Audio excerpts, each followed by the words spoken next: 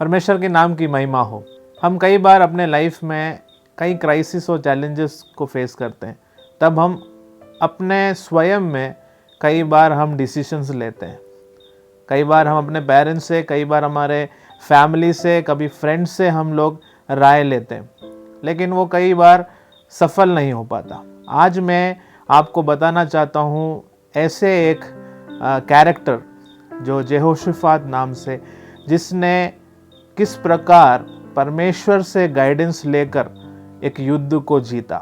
जब यहोशाफात को ये बात पता पड़ा कि उसके विरुद्ध में 3 सेना लड़ने आ रही है, यहोशाफात डर गया और वो यहोवा की खोज में लगा। यहोशाफात ने पूरे यहूदा में ये प्रचार कराया कि उपवास होने जा रहा है, और सारे यहूदी लोग इकट्ठे हुए और प्रार्थना करने लगे। हम देख सकते हैं यहोशाफात किस प्रकार ऐसे एक मुसीबत, ऐसे एक प्रॉब्लम्स, ऐसे एक क्राइसिस के समय यहोवा को पुकारता है। हम आगे पढ़ते हैं तो देखते हैं किस प्रकार यहोवा ने यहोशाफात और उसके सारे लोगों को सहायता किया, और उस युद्ध को बिना लड़े उसको जीतने के लिए परमेश्वर ने सहायता किया। आज हम देखेंगे यहोशाफात के इस इंसिडेंट से हम ये सीख सकते हैं कि यहोशाफात सबसे पहले यहोवा की खोज में गया, लोगों के पास नहीं गया। जब उसके विरुद्ध में ऐसे एक प्रॉब्लम जब आया, वो यहोवा के पास सबसे पहले गया। मैं आपको कहना चाहता हूँ, संसार में हम कई बार, हमारे पेरेंट्स हो या फैमिली हो या हमारे दोस्त लोग हो, कई बार हम जाकर हमारे प्रॉब्लम शेयर करते हैं और उनके सजेशंस को हम मांगते हैं। कई बार हम उनके गाइडेंस को मांगते हैं, लेकिन कई बार वो जो गाइडेंस से सफल नहीं हो पाता। मैं आपको कहना चाहता हूँ, हमारे जीवन में सबसे पहला गाइडेंस हमारा यहोवा है, हमारा परमेश्वर है जो हमें गाइड करता है। जो भी प्रॉब्लम्स हम फेस करते हैं, सबसे पहले हमें यीशु के पास जाना है, यहोवा के पास जाना है, ताकि हम जो कुछ भी स्टेप लेंगे वो यहोवा की ओर से जब होता है, वो सबसे परफेक्ट होता है। कहीं ना कहीं वो हमारे जीवन में भलाई के लिए होता है, एक सक्सेस के लिए होता है। यहोशाफात के इस इंसिडेंट से हम लोग कुछ बातों को देख सकते हैं। सबसे पहली बात, हमारा यहोवा हमारे हर एक क्राइसिस में इंटरेस्टेड है। यहोवा की खोज कर कर जब यहोशाफात गया, वहां पर यहोवा ने काम करना स्टार्ट किया। दूसरी बात जो सबसे इंपॉर्टेंट है, हम God is bigger than my crisis. हमारा जो परमेश्वर है हर एक क्राइसिस से बड़ा है। अगर हम दूसरे इतिहास उसके 20:3 में हम जब पढ़ते हैं, यहोशाफात यहोवा की खोज में गया। उसके सामने इतनी बड़ी प्रॉब्लम थी, लेकिन हम मनुष्य कई बार जब हमारे जीवन में और सडन कोई ना कोई प्रॉब्लम आता है तो हम घबरा जाते हैं, डर जाते हैं। उसके बाद हमको पता नहीं होता हमें क्या करना है। यहोशाफात डरा, लेकिन वो यहोवा की खोज में गया। उसने अपनी क्राइसिस को छोटा रखा। क्यों? क्योंकि वो जानता था इससे बढ़कर है हमारा परमेश्वर।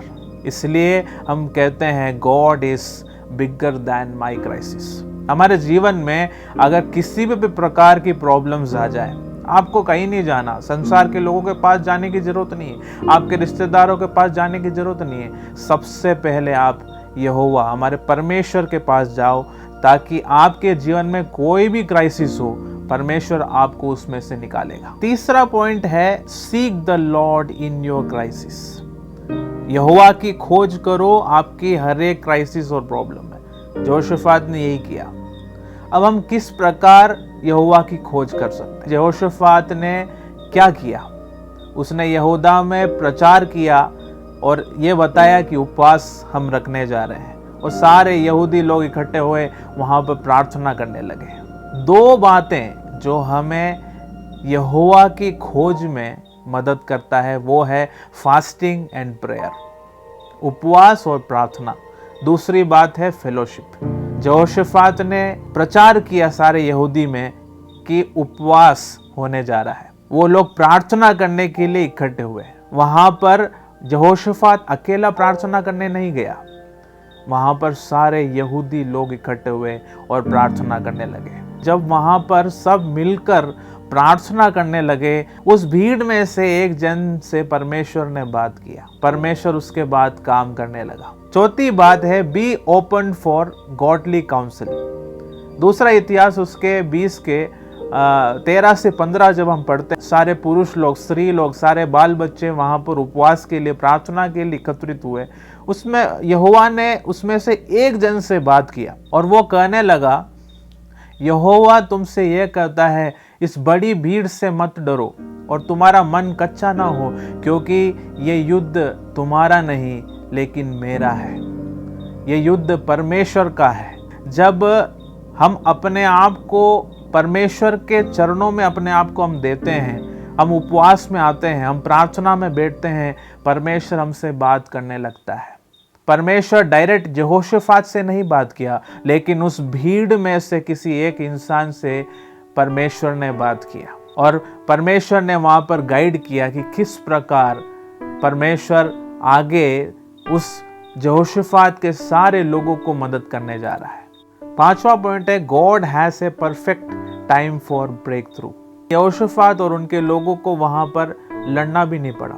वो जो 3 सेना है आपस में लड़कर खत्म हो गए और वो युद्ध यहोशाफात और उनके लोग जीत गए। यहोशाफात के जीवन से हम ये सीख सकते हैं कि हम मनुष्य कोई भी क्राइसिस और चैलेंजेस, हमारे प्रॉब्लम्स, कुछ भी हम लाइफ में फेस करें, सबसे पहले हमें कहाँ जाना है? यहोवा के पास जाना है। यहोशाफात ने क्या किया? यहोशाफात यहोवा की खोज में निकला। वैसे ही हम यहोवा की खोज में निकले ताकि परमेश्वर वहां पर गाइड करने पाए, ना कि हम अपने स्वयं की बुद्धि लगाए, ना हम किसी और के या संसार के लोगों के गाइडेंस को पाने से पहले हमें सबसे इम्पोर्टेंट है कि हम यहोवा के गाइडेंस को हम पाए। परमेश्वर हमें जो गाइडेंस देता है वो सबसे परफेक्ट होता है। हम कई बार हमारे नॉलेज, हमारे टैलेंट्स, हमारे बुद्धि को हम लगाते हैं, लेकिन मैं आपको कहना चाहता हूँ हम हमारे मनुष्य की बुद्धि को हमें लगाने की जरूरत नहीं है, क्योंकि हमें कंट्रोल करने वाला हमारा परमेश्वर है। हमारे हर एक स्टेप को तय करने वाला परमेश्वर है। आप जो कुछ करते हैं हमेशा प्रार्थना कर कर परमेश्वर से गाइडेंस मांग कर आप करें। आपके जीवन में सफलता जरूर परमेश्वर देगा। आप कोई भी सिचुएशन में हो, मैं आपको कहना चाहता हूं प्रार्थना करें, परमेश्वर से गाइडेंस मांगे। आपके जीवन में वो सारे प्रॉब्लम्स, वो सारे सवाल का जवाब परमेश्वर आपको देगा। परमेश्वर आप सभी को इन वचनों से आशीष करे।